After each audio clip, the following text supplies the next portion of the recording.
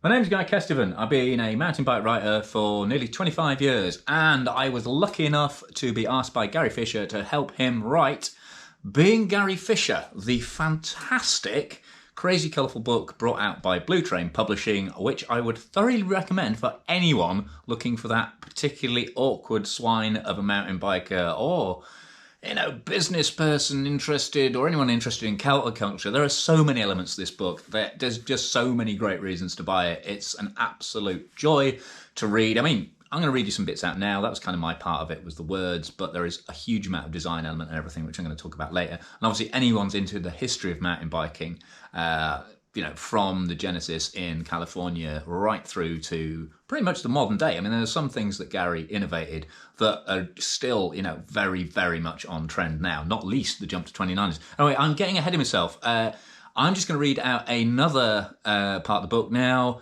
Super surprising part. There is so much that came out about Gary during the process of writing this book that just multiplied and multiplied and multiplied the quality of the material we were working with, and the quality of the stories really were outstanding. So, without any more waffling on, let's go. Let's hear about the most influential person in Gary's life, according to the man himself. If there was one single person who made a massive difference to the way I thought and how I approached the world, it was my grandfather on my mother's side, Fred Applegate.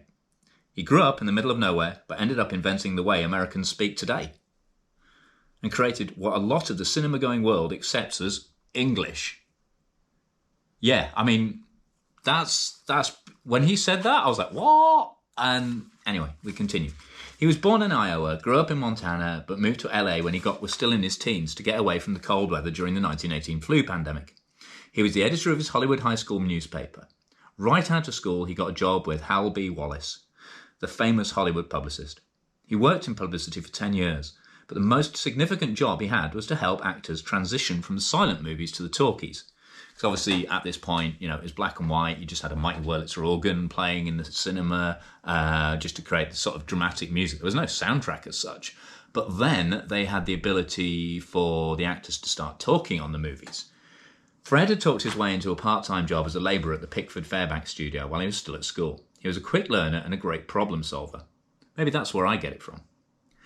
So he worked his way up through set building into more and more technical roles. That meant he was working in the sound departments in Hollywood when films went from silent to talkies, and they needed scripts because all of a sudden actors needed to talk. Next thing, he became a script supervisor who was telling all these stars how to speak on film.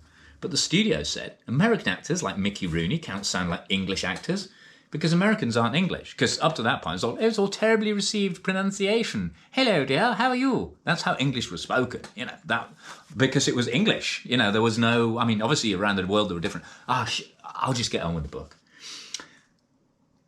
What people heard at the movies had to be how the people around them sounded, or the movies would have just bombed. So Fred blended different accents and phrases together from all over the US to create the best all-American voice he could. Whatever actor he was working with, he had to provide them with a script that made them sound authentic and real. You know that famous line in The Treasure of the Sierra Madre with the big Mexican guy who says, "Badges? We don't need no badges. Hey, I don't have to show you any stinking badges." That was, at the time, incredibly famous film with Humphrey Bogart in it and a load of other people. That was my grandpa's line. I've got the photographs of him actually filming that scene with the Mexican actors and Humphrey Bogart. But in all honesty, Fred didn't really invent anything. He just borrowed bits of language from all across America and from different people within it to make a way of talking that anyone in the United States could connect with.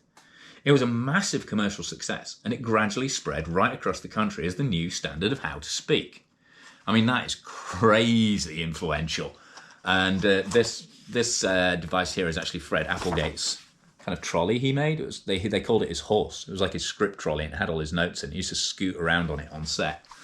And this spread actually shows you Fred outlined in orange and all the different movies he worked on.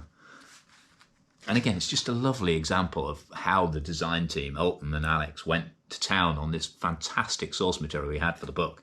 But, as you can see, every page is pretty much different. But I never realized it at the time. But looking back, Fred basically did with words what I did with bikes. I didn't invent the mountain bike, I just took all the best bits and tweaked them till they worked really well. I then packaged them up as something totally different to the uptight world of road biking and created something that people all over the world could understand and enjoy. I never realised it at the time, but looking back, Fred basically did with words what I did with bikes. I didn't invent the mountain bike.